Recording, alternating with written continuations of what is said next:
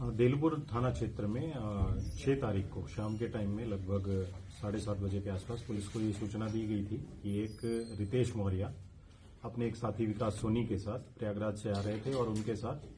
देलपुर थाना क्षेत्र में ही हाईवे के किनारे रोक के और उनसे लूट की घटना कारित की गई। इसमें जो रितेश मौर्य जो वादी था उसके द्वारा जो तहरीर दी गई थी उसमें अभियोग पंजीकृत किया गया था। उसके बाद इसमें इसके घटना के अनावरण के लिए टीम्स लगी थी।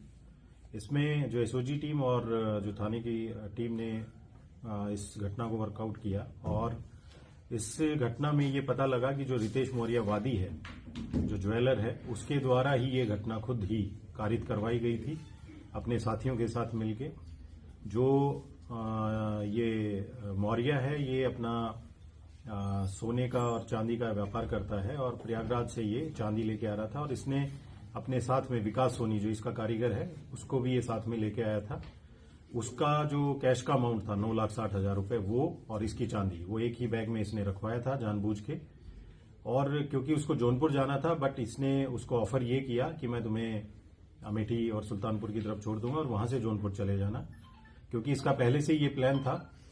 कि रास्ते में ये रोकेगा और उसके बाद इसके साथ ये लूट की घटना कारित करवाएगा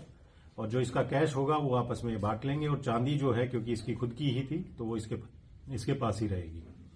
इसके साथ साथ कुछ चीजों में ये भी पता लगा कि जो अकाउंट्स के हमने डिटेल्स निकलवाए इसके एसबीआई अकाउंट में, तो इसने 5 लाख रुपए का जो चोरी और लूट का इंश्योरेंस होता है वो भी इसने अपने ज्वेलरी का कुछ करवा रखा था। इसके ऊपर जो इसके अकाउंट्स देखे हैं उसमें ये भी पता लगा है कि 50 लाख का इसने ओवरड्राफ्ट फैसिलिटीज हैं वो भी अवेल की हुई हैं, लोन टाइप में इसने ले रखा है। इसकी खुद की गाड़ी जो है वो भी लोन पे है, तो ये भी इसके पूछताछ में पता लगा। प्लानिंग जो है ये रितेश मौर्य ने अपने दोस्त जो इसका है अनुज दुबे उसके साथ ये की थी और इसने खुद ही ये बताया था कि टोल के बाद मेरी गाड़ी का नंबर भी सब बता दिया था, इसने टाइम भी शेयर कर रहा था और एक इसने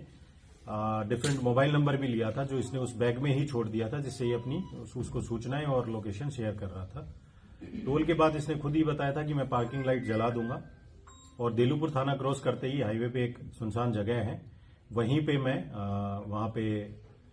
रोकूंगा थोड़ी देर के लिए और वहीं पे अंदर की लाइट भी मैं जला लूंगा ताकि उस गाड़ी की पहचान हो सके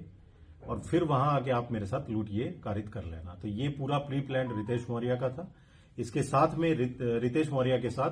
अनुज दुबे और अवनीश कुमार ये लोग भी इसमें गिरफ्तार हुए हैं। एक इनका साथी है कट्टन दुबे, वो अभी फरार है, उसको भी पुलिस जल्दी ही गिरफ्तार कर लेगी। इसमें जो भी सामान इन्होंने खुद से ही जो लूट करवा के गायब करवाया था वो पूरा सामान और कैश वो बरामद हो गया है और इसमें अग्रिम वैधानिक कार्रवाई जो है वो पुलिस के द्वारा। बरामदगी कितनी हुई है सर? बरामदगी जो 9,60,000 कैश और 3 किलो चांदी जो है वो पुलिस ने बरामद की है। इसमें सर इनका आपराधिक इतिहास भी है?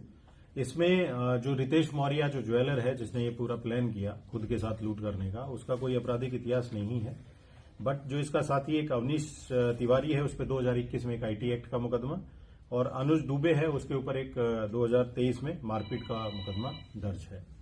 जो इसका एक और साथी है उसको भी जल्द ही पुलिस गिरफ्तार करेगी। बाकी इसकी सीडीआर और उससे भी हम ये चेक कर रहे हैं कि इस प्लानिंग में कोई और भी इन्वॉल्व होगा, किसने भी सहयोग किया होगा या जानकारी की होगी इसके बारे में, तो उनके विरुद्ध भी हम ये कार्रवाई सुनिश्चित करेंगे, क्योंकि ये सारी जो लूट की घटना है ये खुद से ही इसने करवाई थी और फर्जी तरीके से ये पुलिस को सूचना दी थी।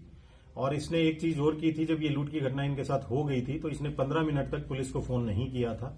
ना 112 डायल किया था। वो इसके पीछे इसका मेन पर्पज ये था कि जो इसके साथी हैं वो इजीली टोल क्रॉस कर जाएं, कोई पुलिस को अलर्ट ना मिले, तो चेकिंग के दौरान वो कहीं पकड़े ना जाए, इसलिए इसने पुलिस को इन्फॉर्म लेट किया था। पुलिस वहां पे खुद ही पेट्रोलिंग के दौरान पहुंची थी, तभी इसने पुलिस को बताया था। तो ये सारा जो मास्टर प्लानिंग जो थी ये रितेश मौर्य ने खुद ही की थी, क्योंकि इसके कुछ दोस्तों के कर्जे भी हो रखे थे और जब ये लूट करने के बाद इसके जो साथी हैं वो नैनीताल भी उस पैसे को लेकर घूमने के लिए गए थे।